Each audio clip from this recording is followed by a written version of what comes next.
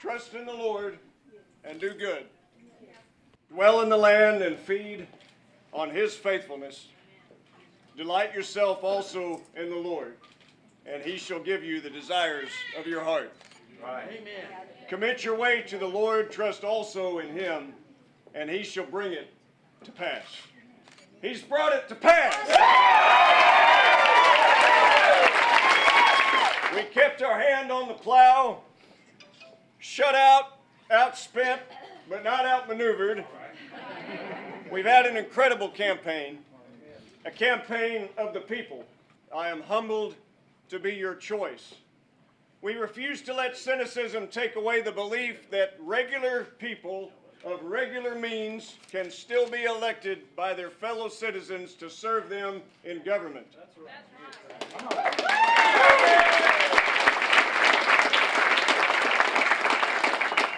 We must never give up on that hope.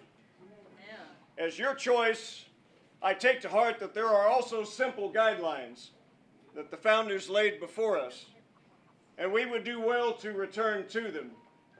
To form a more perfect union, establish justice, ensure domestic tranquility, provide for the common defense, promote the general welfare, not provide it, and secure the blessings of liberty to ourselves and our posterity.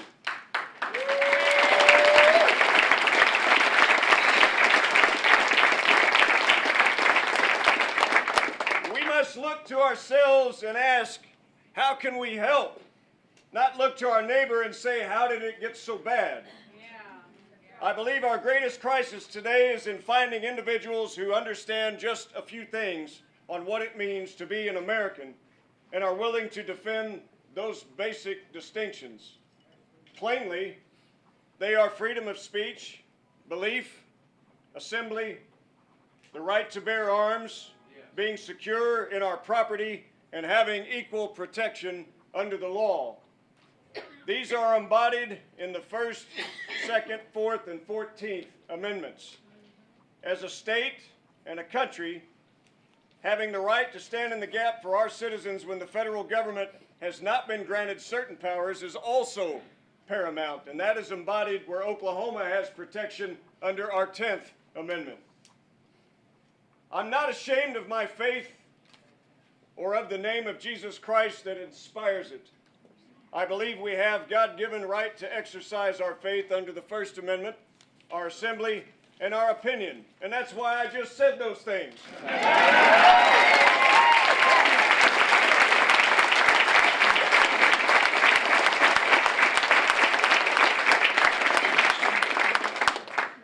With regard to the second, we face real challenges in our Second Amendment rights. Some in our country would love to curtail our right to bear arms. I'm not one of them.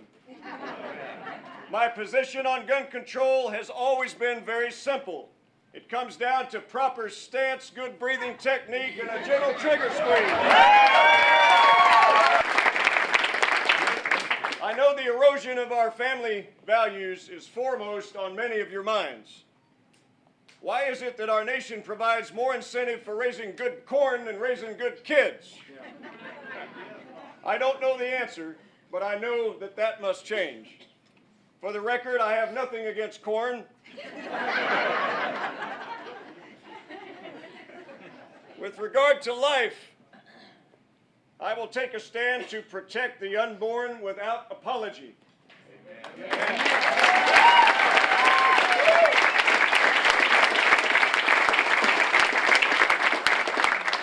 Life begins at conception. The unborn deserve to live and have a voice. I will also work to ease the burden of good families wishing to adopt children. 3 of my wonderful children had that privilege, and we love them dearly. Kids deserve a home.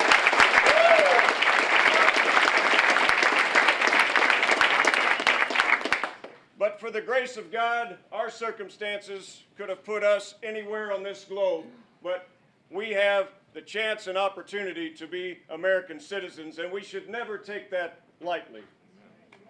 We have to find a better way without expense and red tape that often turns away loving families that are choosing to adopt. Our economy will be successful when we recognize that the fruit of our labor is produced from the sweat of our brow.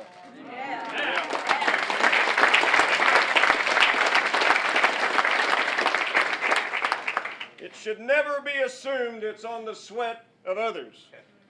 We must end the practice where the rewards of no work are as great as the reward for hard work. You also need to know, if you didn't already, I am a fighter. I will use the experience I have gathered around the world as I have worked in failed states, rebel cities, and among suffering populations. I have experienced making tough decisions where the stakes were not someone's inconvenience, but someone's life. I know how to lead, and I will not waver as you have chosen me tonight. As Winston Churchill said, in war, resolution.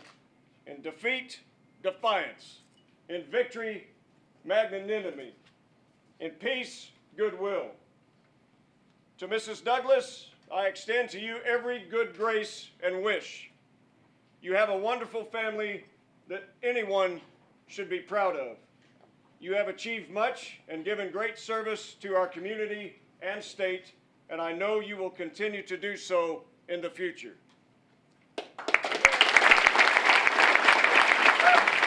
Now, unto the King, eternal, immortal, invisible, the only wise God, be honor and glory forever and ever. God bless you. Thank you for being here.